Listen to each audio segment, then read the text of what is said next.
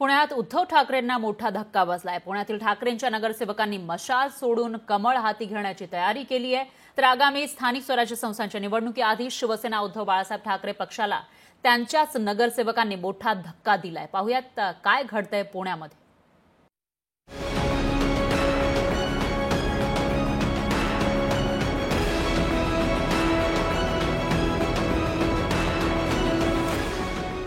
शिवसेनेत 3 वर्षांपूर्वी घडलेल्या फुटीनंतर पुण्यात उद्धव ठाकरे यांच्या शिवसेनेला पाठिंबा देऊन 8 माजी नगरसेवकांनी ठाकरेंच्या शिवसेनेत राहण्याचा निर्णय घेतला होता। एकच नगरसेवक म्हणजेच नाना भानगिरे यांनी एकनाथ शिंदे यांच्या सोबत जाण्याचा निर्णय घेतला।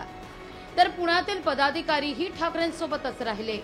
पण आता लोकसभा आणि विधानसभा निवडणुकीनंतर ठाकरेंच्या शिवसेनेला रामराम करण्याचा निर्णय या 8 पैकी 5 माजी नगरसेवकांनी घेतल्याची बातमी समोर येते।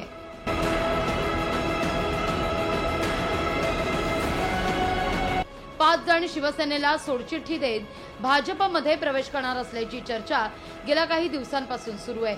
त्यामध्ये माजी नगरसेवक विशाल धनवडे, बाळा ओसवाल यांच्यासह 3 नगरसेविका आहेत।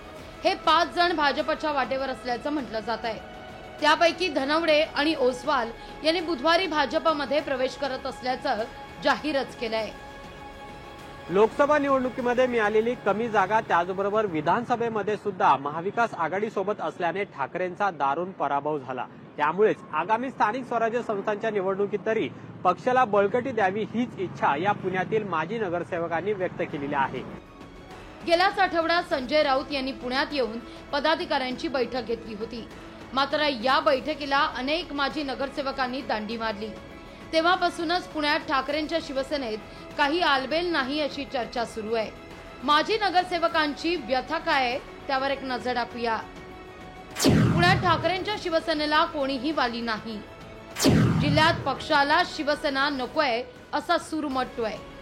ना लोकसभेला जागा ना विधानसभेला, तरीही उमेदवाराच्या मागे कोणतीही ताकद द्यायची नाही असाही सूर।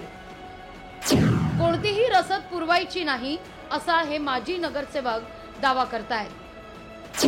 ना कोणत्याही शिवसैनिकाला मदत करायची असाही त्यांचा आरोप आहे। शिवसैनिकांच्या सुखादुखात कधी सहभागी व्हायचं नाही असंही म्हटलं जात आहे। ज्यांना पक्ष वाढवण्याची भूक आहे त्याला काम करू न देणं हे गेली 5 वर्ष या ठिकाणी सुरू आहे असा आरोप होतोय। पक्षात जे नगरसेवक आहेत ते पक्ष वाढवायचं सोडून केवळ पायात पाय घालण्याचं काम चालू आहे।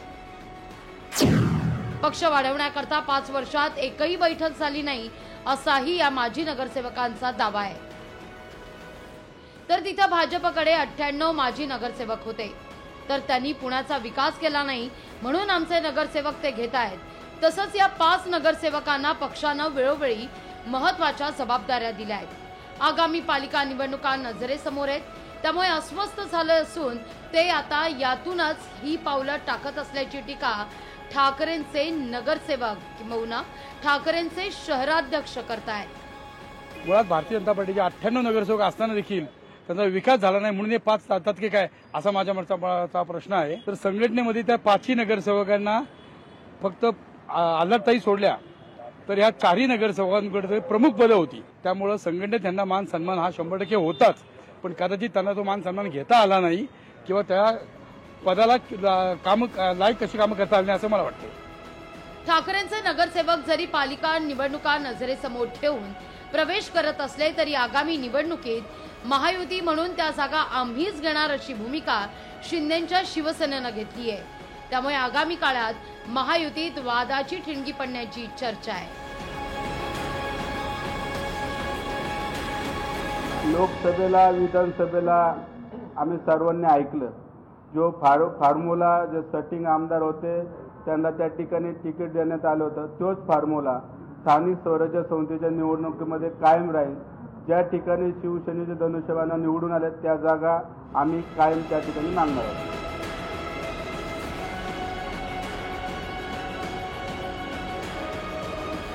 प्रवेश होण्याआधी स्वतः उद्धव ठाकरे या 5 नगरसेवकांशी काही संवाद साधणार का आणि यांचा पक्षप्रवेश थांबवणार का हे सुद्धा पाहणं महत्त्वाचं असेल। मात्र जर हे 5 नगरसेवक भाजपमध्ये गेले तर मात्र उद्धव ठाकरेंसाठी शिवसेना पुण्यामध्ये टिकवणं हे फार अस्तित्वाचं राहणार आहे. कॅमेरामन योगेश केळापुरेसह अमोल धर्माधिकारी, लोकशाही मराठी, पुणे. लोकशाही मराठी ऐका, पहा, जागरूक रहा.